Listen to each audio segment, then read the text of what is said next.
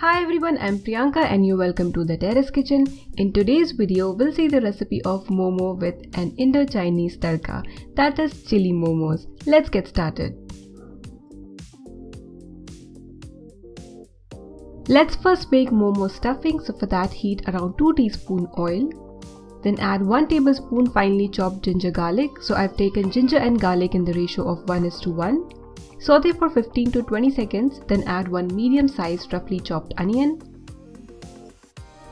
Saute the onions till they turn slightly pink in color. And then add 1 teaspoon green chilli paste, or you can add finely chopped green chilli, 1 to 2 or as per your taste. Saute for a few seconds, like 5 to 10 seconds or so, and then add 2 cups grated cabbage. So I've used the regular grater which we have at home to grate the cabbage. Now you need to cook this cabbage, but before that add 1/4 teaspoon crushed black pepper and some salt as per taste. Keep the flame between medium to high and cook the cabbage for a good 5 to 7 minutes, and you would notice it would shrink a little and would look something like this, and this is exactly what we are looking for. Keep it aside.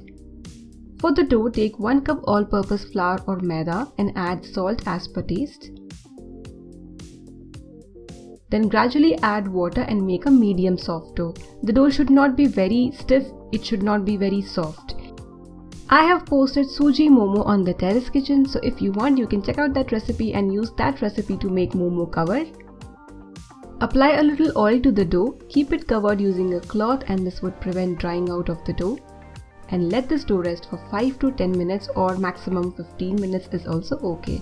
After that, knead the dough for another minute and you would notice that the dough would become very nice and smooth. Divide the dough into small portions like this.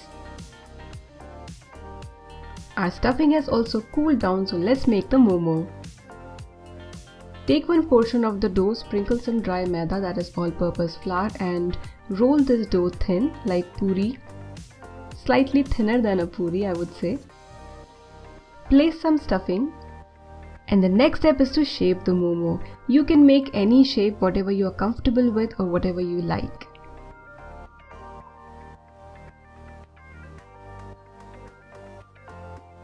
Similarly, make rest of the momo.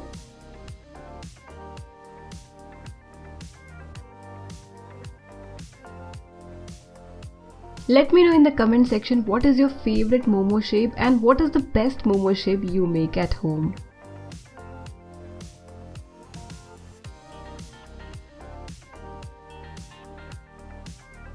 While I was making all the momo, I kept them covered, so make sure you keep the momo covered with a cloth while you are making the other momo so that the dough doesn't dry out.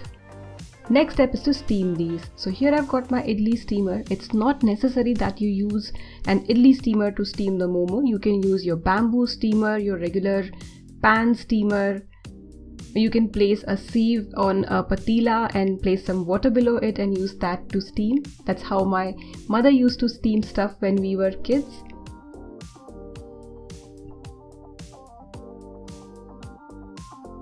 Steam the momo for 15 minutes between medium to high flame. Our hot and delicious momo are ready, and next step is to quickly make the simple and very basic sauce for these. Heat around 1 tablespoon oil and then add finely chopped ginger and garlic, that is 1 tablespoon in quantity. Don't worry, a lot of ginger garlic would give this dish an amazing taste. Saute for 10 to 15 seconds and then add 1 small size sliced onion, 1 to 2 roughly chopped green chilies.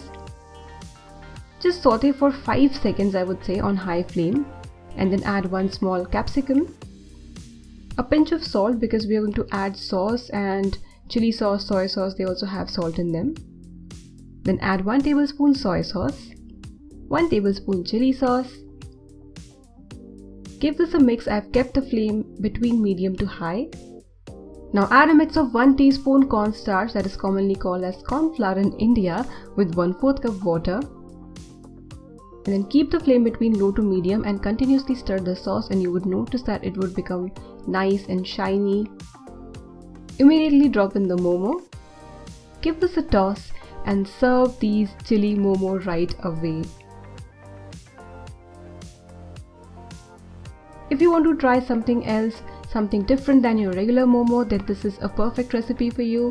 And monsoons are approaching, and I personally love momo a lot, and I think this is the perfect season to have momo, though there is no one season when you can enjoy your momo. If you like this recipe, give it a thumbs up and subscribe to Terrace Kitchen for more such wonderful recipes. Give this recipe a try and enjoy!